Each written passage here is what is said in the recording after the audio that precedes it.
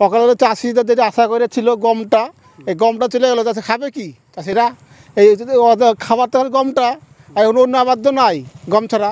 রায় চাষের রায়ও চলে গেল, এই কিছু কাটা ছিল, কিছু নষ্ট হয়ে গেলো, ওই ট্যাক হয়ে যাবে। মাঠে মসুরি চলে গেলো, মাঠে যা ফসল ছিল কম বেশি এই পানিতে নষ্ট হয়ে গেলো। আমের মোল, কাঁঠালের মধ্যে কিছু আসে না, সেই জন্য ডাটা উনি সব চলে গেলো।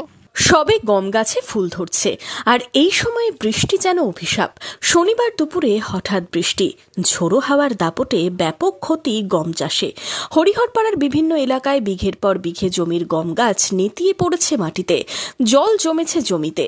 অসময়ে বৃষ্টি ও শিলাবৃষ্টির জেরে ফসলের ক্ষতির আশঙ্কায় হরিহরপাড়ার কৃষকরা।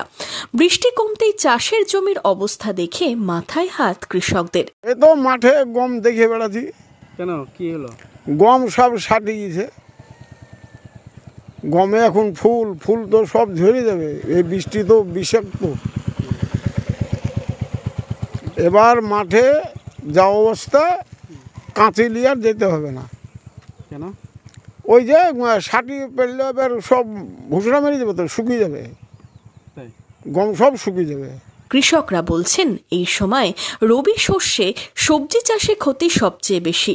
গম থেকে মসুর, আলু থেকে অন্যান্য সবজি, সবেতেই অসময়ের এই বৃষ্টি যেন অভিশাপ। গম চাষের ক্ষেত্রে এবছর আশার আলো দেখেছিলেন অনেকেই, কিন্তু সেই আশায় এক প্রকার জল ঢেলে দিল বসন্তের এই অকাল বৃষ্টি। কিভাবে হবে ক্ষতিপূরণ, প্রশ্ন কৃষকদের। গমে দানা হবে না, গমে তো বৃষ্টি হয়ে গেলে গমের ফুল নষ্ট হয়ে গেল, গম মাটিতে শুয়ে গেল। এই জন্য আমাদের যা মনে হচ্ছে তাতে চাষিদের একটা বড় ধরনের লোকসানের পথে চলেছে। এদিন দুপুরে হরিহরপাড়ায় মুষলধারে বৃষ্টি হয়, মেঘের তীব্র গর্জন, সাথে ঝোড়ো হাওয়া, কোথাও কোথাও হয় শিলাবৃষ্টিও। গম, সবজি থেকে আমের গাছেও ব্যাপক ক্ষতির আশঙ্কা। হরিহরপাড়া থেকে মামিনুল ইসলামের রিপোর্ট, ইমাজিন কমিউনিটি মিডিয়া।